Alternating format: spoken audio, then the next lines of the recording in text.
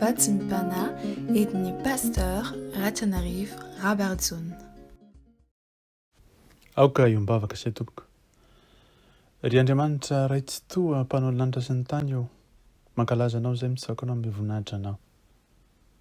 Lehibe ny famindramponao ka mbola avelana hatramin'izeny izay tratra indray izao maraina izao amin'ny sabatanao masina ity. Ko mitsaoka anao mankalaza anao, mivoninahitra anao, ilay tompony tompo sy mpanjaka ny mpanjaka, Andriamanitra rehetra, tsara sady mpanao tsara ianao. Tia anay amin'ny fitiavana mandrakizay ka hanolotra ny nataon'ny fijaliana Jesosy, ary mbola manolotra isan'andro ilay fananao masina, hiasa teny anatinay, hamelona ny fanahinay, hamelona ny fonay, natanjaka ny sainay, hanasitrana ny tenanay, ary dia tonga anay ho mpanompo mahatoky, andeha makivaky ny lalan-tsarotra rehetra izay fa nataonao mba hampahery ny fanahinay, satria mitantana anay amin'ny tanakavanan'ny fahamarinana tokoa ianao. Misaotra sy mankasitraka anao lehibe tokoa Jesosy noho izany rehetra izany, ary ndreto zahay miarabanao mampanendry ny tena manoroka ny tongotra masina, fa Jesosy Kristy ilay velona masina manankira avy Nazareta. Misaotra Jesosy malalo. Alleluia. Amen. Mbola ampitomboana amintsika mandrakariva ny riavana ny fahasoavana mba ampiadanana avy amin'Andriamanitra raintsika sy Jesosy Tompo ary ny fanahy masin'Andriamanitra izay miasa sy mampahery antsika isan'andro. Amen. Hoy ny tenin'Andriamanitra ao amin'ny boky Isaia toko faha 1:7. Isaia toko faha 1:7 ny andininy faha 8 ka hatramin'ny andininy faha 1:30. Isaia 41:28-31. Amenaran'i Jesosy. Tsy fantatrao va? Tsy efa renao va fa Andriamanitra mandrakizay Jehova, izay namorona ny faran'ny tany? Tsy mba mety ho reraka na sasatra izy, tsy takatry ny saina ny fahalalany, mampatanjaka ny reraka izy, aza kely hery dia ho minery na dia ny tanora fanahy aza dia ho reraka sy ho sasatra, ary na dia ny zatovo aza dia ho mety ho tafintoana mafy, fa izay miandra ny Jehova dia mandroso hery kosa, elatra no iakarany tahaka ny voromahery. Iazakazaka izy nefa tsy ho reraka.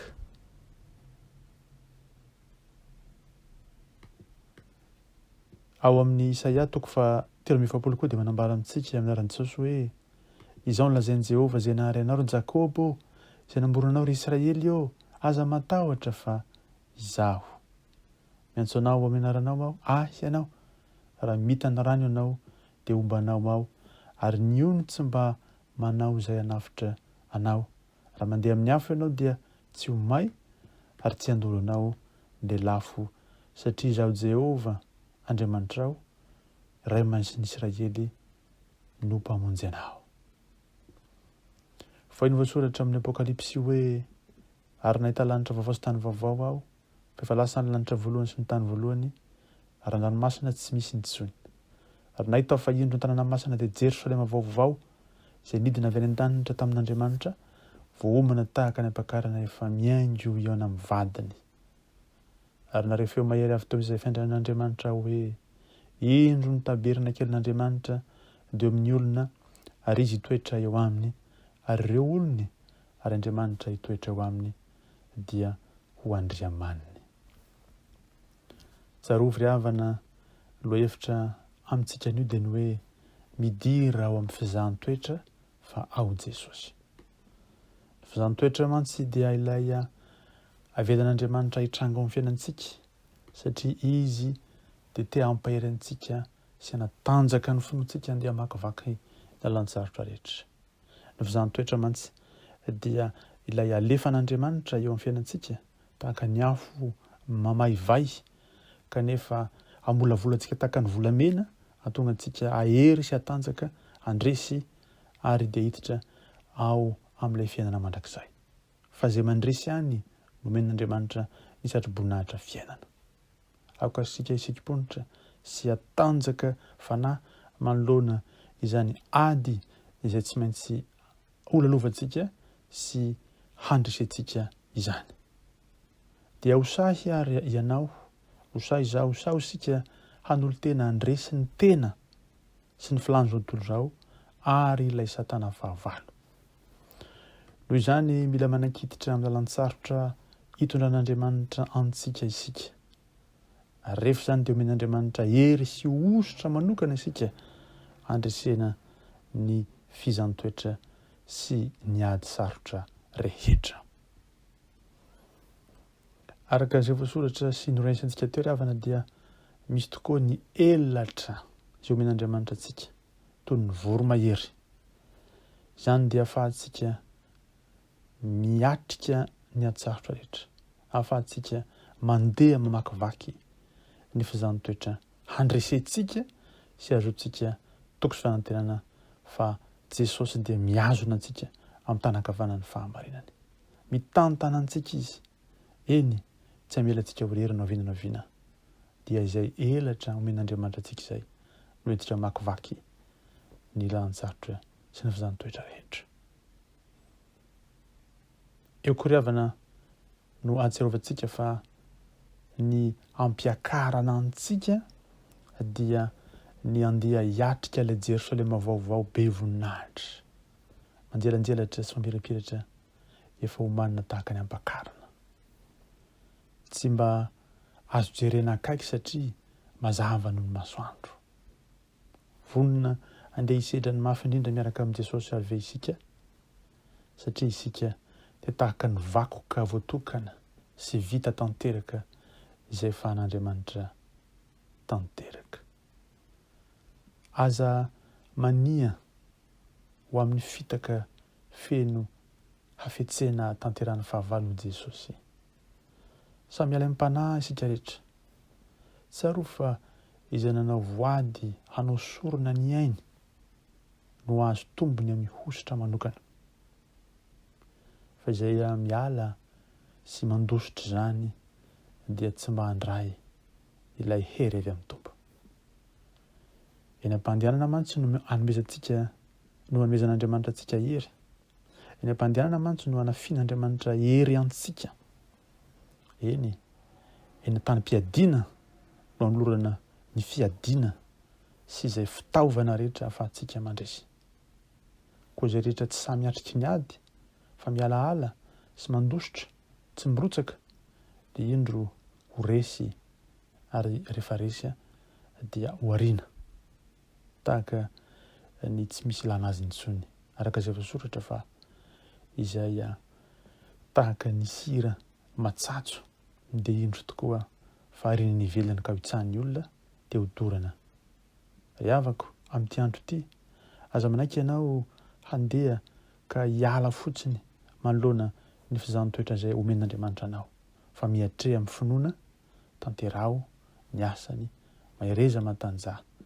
Mitantana anao Jesosy ao anatinao ny herin'ny fanahy masina ary indro ilay namorona anao dia namboatra anao araka ny endriny dia tianao amin'ny fitiavana mandrakizay.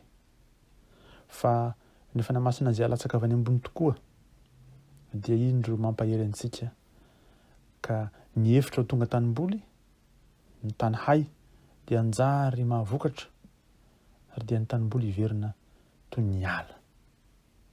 Dia tahaka ny onona any anefitra indray ny fahamarinana ary ny fahamarinana ny toetra any an-tanimboly. Ny asan'ny fahamarinana ho tonga fiadanana no soratra masina ary ny vokatra ny fahamarinana dia fitsaharana sy fiadanana mandrakizay. Mino fa maminao ny toetra ao anatin'ilay Jerosalema vaovao. Tsisy ny ranomasina intsony. Hitsara ny aretina, ahatonga antsika hanampiadanana fendro tanteraka. Anio ny Tompo dia te hampiaina sahady ianao anatin'izany fahamarinana ny ten'Andriamanitra izany ka honona ao anatin'ny fiadanana sy ny fiainana mandry fahizay ao amin'ny fialofana mangina an'Andriamanitra. Izany ho anao Ziona, ho anao ry zanak'Andriamanitra, fitoeran'Andriamanitra, tendrombohitra masina dia indro isika izay manana fanan'Andriamanitra dia toetra tsy azo ny tebiteby fa ho safinonoka ny fahasambarana avy amin'ny Tompo. Fa izay rehetra kosa mpanota dia azo ny ovitra rehefa manatona any Ziona ilay tanàn'Andriamanitra, rehefa hiditra ao amin'ny Jerosalema vaovao. tsy afaka na dia nijery aza ny mpanota fa izay manana ny fanan'Andriamanitra kosa dia androso amin'ny kery hanatanteraka ny asan'Andriamanitra ka mandra-pahatonga ny amin'izany toerana izany dia endro tafiana hery izy ary handray ny fanahy masina isan'andro. Anio ary avana dia aoka ilay fanahy masin'Andriamanitra no hitantananao, tantanantsika.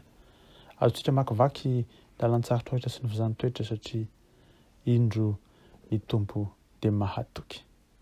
Ho anao ary ry Israely mpanompoka ny tompo, Jakoba izay nofidiko, taranaki Abrahama izay tiako. Ianao izay nalaiko tany amin'ny faran'ny tany, izay natsoka avy any an-tany lavitra, lazako hoe mpanompoka ianao, nofidiko fa tsy mandaha anao, aza matahotra. Momba anao aho, aza manahy, fa izao n'Andriamanitra aho. Eny, izaho dia izaho ihany. Mahereza tonga hanampy anao aho ny tompo. Manohana anao amin'ny tanany koa ankavananao, dia ny tanan-kavanan'ny mpandresy. Indro ho menatra izay rehetra aminao, ho tsinitsinina ireo, ho faty izay miady aminao, hitady azy ianao fa tsy ho hitanao intsony izy. Eny ho tonga tsinitsinina izy. Eny ho tsinitsinina tokoa izay miady aminao. Fa izaho no Jehovah Andriamanitra ao ny tompo, izay mampahery anao marina tokoa, izay manao aminao hoe aza matahotra, fa avy hamonjy anao aho. Aza matahotra ry kankan'i Jakoba, ry sisa osa amin'ny Israely, fa tonga ny tompo, ny ray masin'i Israely izay mpamonjy anao. Indro ataoko sarety vaovao maranitra ianao, sady vao fetsipika. Anoritoro ny tenim-bohitra ianao, ka ataonao ny avoana toy ny bala. Hokorokorokona tokoa dia ho kapain'ny rivotra ary ho paohan'ny tadio. Midika izany rehetra andry avana fa na inona ny zavatsarotra sy fizahan-toetra na ady mpanahy izay miatrika anao, tadio fa ao anatinao ilay mahery noho izao rehetra izao. Fa lehibe izay ao anatinareo i Jaona noho izao tontolo izao. Ary ilay fanan'Andriamanitra mahery izay namorona izao rehetra izao miasa ao anatinao. Aoka hifaly sy amin'ny voninahitra ny tompo ianao. Eny tokoa ny ory sy ny mahantra dia mitady rano fa tsy misy, mainy etaeta ny lelany, fa ny tompo iaino. Ny Andriamanitra n'Israely tsy afoy, ampiboiboika hony amin'ny avoana aho Jehovah, ary loharano efa voan'ny lohasaha. Dia ino fa ataoko tahaka ny farihy efitra, tany karankaina ho tonga ireny rano.